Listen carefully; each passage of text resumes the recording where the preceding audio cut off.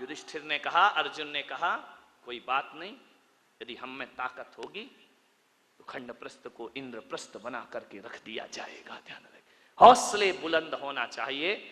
खंडप्रस्थ दे दिया, जहां पर खंडरी खंडर है, बंजर भूमि है, पांचों पांडवों ने पुरुषार्थ किया, मेहनत की, खंडप्रस्थ को इंद्रप्रस्थ में तब्दील कर दिया और इतना सुंदर बनाया। आज कितने भी बड़े आर्किटेक्ट हों, वो व्यवस्था नहीं ला सकते हैं।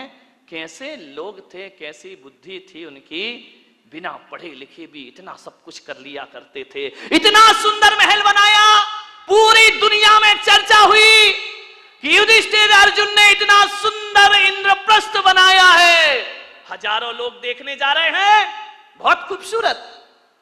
दुर्योधन ने कहा कि मैं भी तो चल के देखूं। गया इंद्रप्रस्थ में, और जैसे ही इंद्रप्रस्थ पहुंचा दुर्योधन, इतना अद्भुत महल था, जो दिखता था वो होता नहीं था, और जो होता था वो दिखता। दुर्योधन ने अपनी धोती संभाली, उसे लगा कि यार यहां तो पानी पानी दिखाई दे रहा है, धोती संभाल करके चल रहा है, वहां तो पानी था ही नहीं, केवल दिखाई देता था। आगे देखा दुर्योधन ने, रंगोली बनी हुई है, चौक पूरे हुए, बहुत सुंदर है। अरे बोले यहां से तो आ गया, अब क्या धोती पकड़ना, अब क्या अपने को संभालना। इतना सुंदर, आंखें फटी की फटी रह गई दुर्योधन की। आगे बड़ा पानी था, गिरा छपाक से पानी में, पूरे कपड़े गीले हो गए। जोरदार अट्ठास हुआ झरोके से, बड़ी जोर से व्यंग की हंसी आई। उसने कहा, देवर जी ये क्या हो गया। द्रौपदी की आवाज आई, गिर गए। अरे संभल के चलना सीखो देवर जी। पानी में गिरा हुआ दुर्योधन भीगा हुआ। द्रौपदी ने कहा, गिर गए ना, अब पता पड़ा कि इंद्रप्रस्थ क्या है और हस्तिनापुर क्या है। अरे तुम कैसे संभलोगे, अंधे का पुत्र अंधा ही होगा। बस यहां से महाभारत शुरू हो जाया करती है। द्रौपदी का चीरहरण महाभारत नहीं था, जुए में हारना महाभारत नहीं था। द्रौपदी का एक तीखा वचन कि अंधे का पुत्र अंधा ही होगा, बस इतनी सी वचन महाभारत की रचना करते हैं। ध्यान रखिए, उसी दिन दुर्योधन ने कसम खा ली कि आज जो अपमान तूने मेरा किया है, आज जो भरी सभा में तूने मेरा उपहास किया है, ठहर जा। एक दिन भरी सभा में तुझे नग्न नहीं किया तो मेरा नाम भी दुर्योधन नहीं होना चाहिए। इतनी सी बात ध्यान रखना। शब्द को संभाल के बोलिए, शब्द संभाल के बोलिए, शब्द के हाथ ना पांव। ध्यान रखिए, एक वाणी जीवन को तबाह कर देती है। अपमान किसी का मत करो। ध्यान रखना, बड़ा आदमी तो छोड़ो, छोटा सा तिनका का भी अपमान मत करना, वरना कितने भी बड़े योद्धा बन जाओ, एक तिनका आंख में चला जाए तो सारा युद्ध धरा रह जाया करता है। ध्यान रखिए, वाणी अच्छी बोलिए, किसी को अपमानित मत करिए। एक तीखे वचन ने, एक कटु वचन ने महाभारत की रचना कर दी। ध्यान रखिए, मीठा बोलो, अच्छा बोलो, विपत्तियों को आमंत्रण मत दो, मुसीबत को आमंत्रण मत दो। एक तीखा वचन हजार विपत्तियों को लेकर अपने साथ आया करता है। ध्यान रखिए, बोलो तो बोलो सदा मीठे वचन। ध्यान रखिए, जो काम सख्ती से नहीं होते वो काम मिठास से हो जाया करते हैं। खुदा को भी पसंद नहीं शक्ति जुबान में, खुदा को भी पसंद नहीं शक्ति जुबान में, इसीलिए नहीं दी हड्डी जुबान में। ध्यान रखिए, पूरे शरीर में हड्डियां हैं, जुबान में हड्डी नहीं है, क्योंकि शक्ति पसंद नहीं करता वो ईश्वर। जुबान तो मुलायम होती है ना।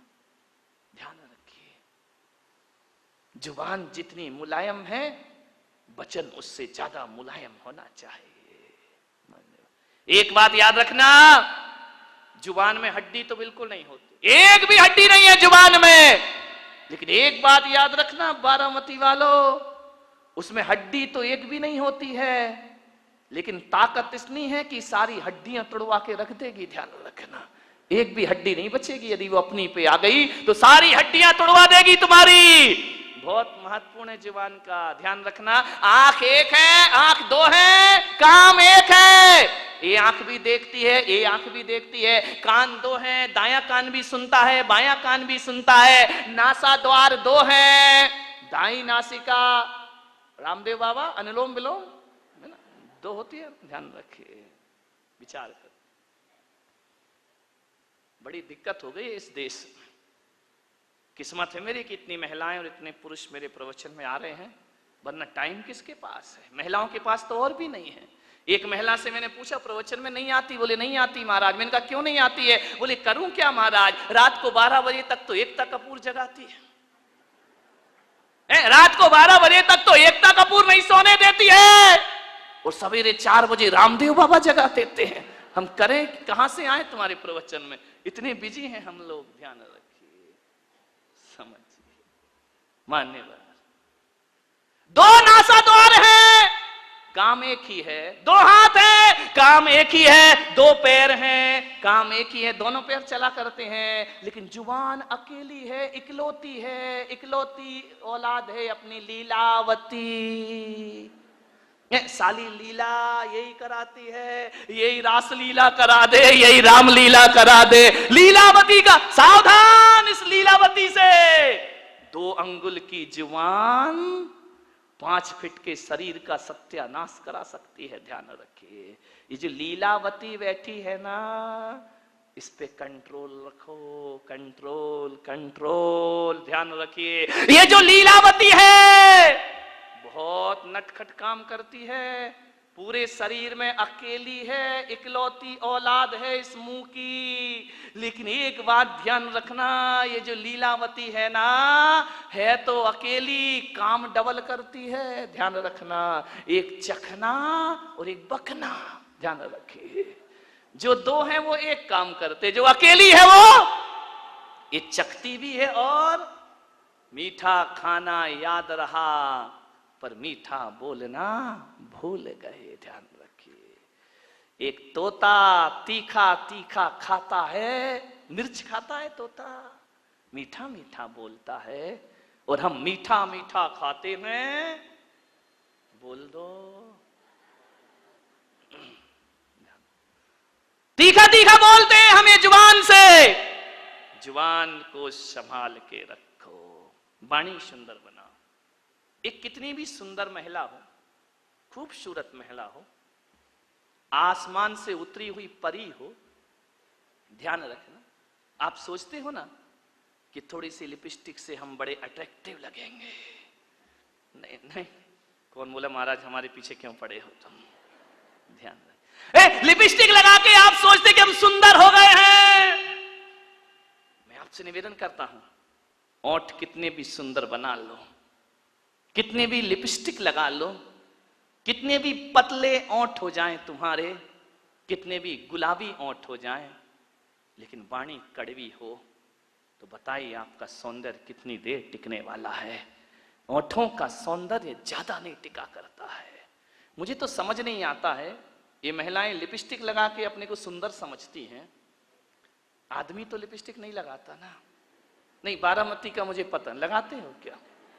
नहीं लगाते ना। एक बात बताओ, ये सोचते हैं लिपस्टिक से सुंदरता बढ़ती है, तो लिपस्टिक लगा के सुंदर दिखने वाली देवी हो, बिना लिपस्टिक वाले पे क्यों मरती हो?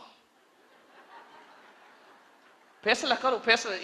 ये तो लिपस्टिक जान इन पे ही देती है लोग। ध्यान रखिए, इसका मतलब है लिपस्टिक कितनी भी अच्छी हो, चेहरे की सुंदरता कितनी देर की?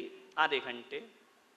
एक बात बताओ, एक सुंदर चेहरे को एक बार देखोगे, 2 बार देखोगे, 3 बार देखोगे, बार बार देखोगे, उस चेहरे से भी जी भर जाएगा। ध्यान रखिए, ध्यान रखना। ज्यादा सुंदर चेहरा कितने दिन अच्छा लगेगा? 1 साल, 2 साल। कितनी भी सुंदर पत्नी ले आओ बेटा, साल भर बाद तो वही हालत है कि वो बड़बड़ा रही है, अपन चुपचाप सुन रहे हैं बैठ करके। खाना खाएगी तभी बोलेगी। ध्यान रखना, ये आदमियों की जिंदगी इसी में, बेचारे हर थके हुए हारे हुए तो आते हैं दुकान से, वो जैसे ही आया और इनकी रामायण शुरू हो जाया करती है। देवरानी ने ये कहा, जिठानी ने वो कहा, तेरी अम्मा ने ये, परसते भी जा रही है। महिलाओं से निवेदन है, जब पति घर में आए तो उसकी थाली में रोटी परोसो, रोटी दिन भर की किचकिच मत परोसो उसकी थाली में, वरना थाली फेंक करके इतना परेशान। उसी समय मैंने एक महिला से बोला, खाते समय क्यों बोलती हो?